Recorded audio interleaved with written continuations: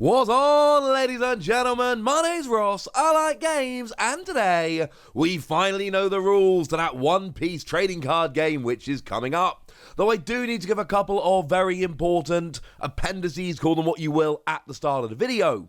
First of all, we're talking about initial, not terribly detailed rules coming from the official website. This means that there will be some questions which are lingering, some things which are not fully answered. We've been given an overview of the rules, that's what I'm bringing you today. When we have a more detailed breakdown, and we can answer all of these ruling questions.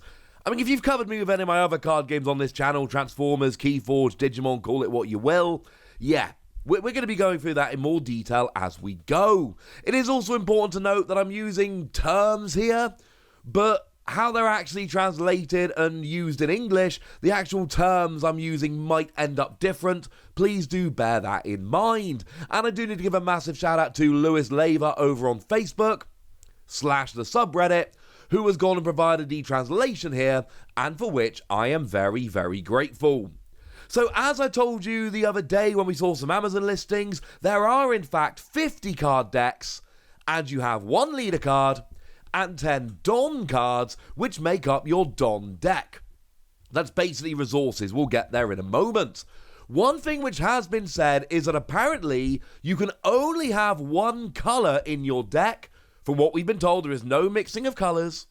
And you can have 4 of each, I'm pretty sure it means numbered card. So we see this in the Digimon TCG, you can have as many Agamon as you like, but the specific numbered Agamon from BT1, you can only have 4 of that particular one. I imagine it should be the same case here, where you can have a bunch of the same character, but they're going to be numbered differently because they're coming from different sets. Now, in terms of win conditions, there are 2. You either attack when your opponent has 0 life, or your opponent's deck has 0 cards. Now, the way it's translated at the moment is that when your opponent's deck has 0 cards, they lose. The way it is in a lot of games, including Digimon from Bandai, is that you only lose when you would have to draw a card during your draw phase, and you have 0 cards in your deck. I would imagine it's going to be the same here. That is one of the things on which we are currently seeking clarification. At the moment, the way it seems to be written is, your opponent's deck becomes 0, but I'm almost certain that it's going to be like it is in a bunch of other card games, whereby you have to draw at the beginning of your turn, and if you can't, that's when you lose the game.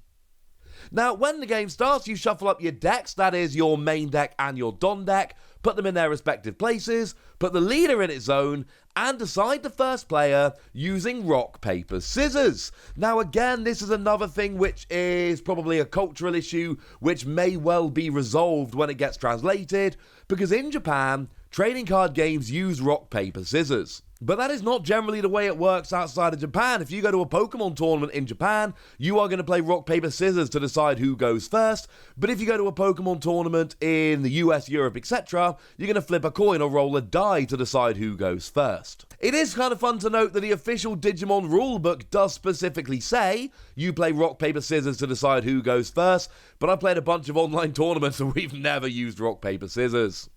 You draw 5 cards to begin the game, and there is one optional mulligan with no penalty. You can shuffle those 5 cards into your deck, draw a new hand of 5, and as far as we're told at the moment, there is absolutely no penalty for doing so. One more reminder, we are going on translated outline rules. Things could change as we get closer to the release of the game. Please do bear that in mind. But that's different from a game like Digimon, where there are currently, although there are some mulligan rules in some tournaments, generally speaking there are no mulligan rules. Also in Digimon, the cards go to the bottom of your deck when you mulligan. That doesn't seem to be the case here.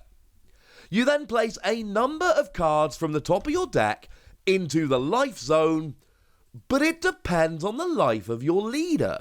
So one of the very few cards we've actually seen properly at the moment is Luffy, that I was apparently pronouncing wrong, sorry about that. And it turns out that you have a life of 5, which means that in that situation, you would place 5 cards in the life zone. But it seems like there will be other leaders as we go through that have different amounts of life and will put different amounts of life in the life zone. Unfortunately, we don't have any examples of those at the moment, but that seems to be the case. Now, after that, we go into the different phases of the game, and there are basically 5 phases as you go through your turn. First, we have the refresh stage. That is where all Don cards that are attached to your cards return to the cost area, and all rested cards become active. Again, activate, rested, tap, untap. We're going to have to wait till we get to English to really know exactly how they're using the phrases here.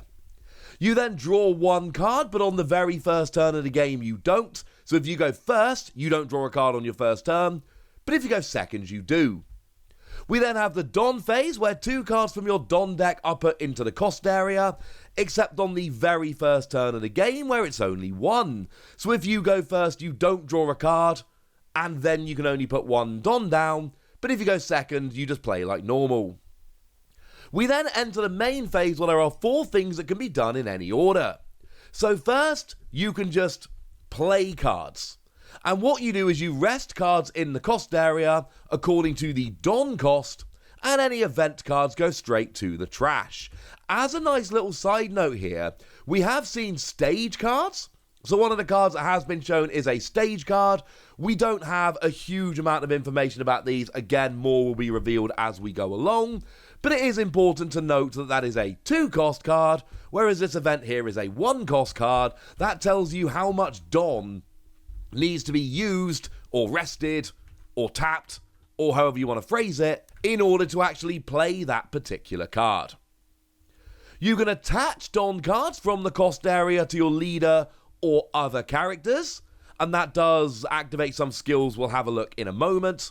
And you can activate card effects. Now these are specified on the cards. So Don X means you have to attach X Don in order to activate the effect. Don minus X says you need to return X Don cards to your Don deck to activate the effect, i.e. Don minus 1 means you would return 1 Don card to your Don deck to activate the effect. And activate main X means you need to rest X number of Don cards in your cost area in order to actually use it. So to take an example from one of the very, very few cards where we've really been given a clear look at them, translation from Rust Marrow over on Twitter, what we've got here is Jinbei, sorry for the pronunciation, that's got Don X1. When you attack, give up to one of your other leader or characters plus 1,000 power for the turn.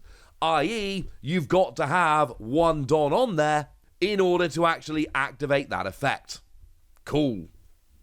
You can then go ahead and attack. So you can attack with your leaders or your characters. You rest them in order to attack, but you cannot attack the turn you play them, and you cannot attack on your very first turn. So to be clear, if you go second, there are no penalties, but if you go first, there are 3 differences. You do not draw on the very first turn of the game.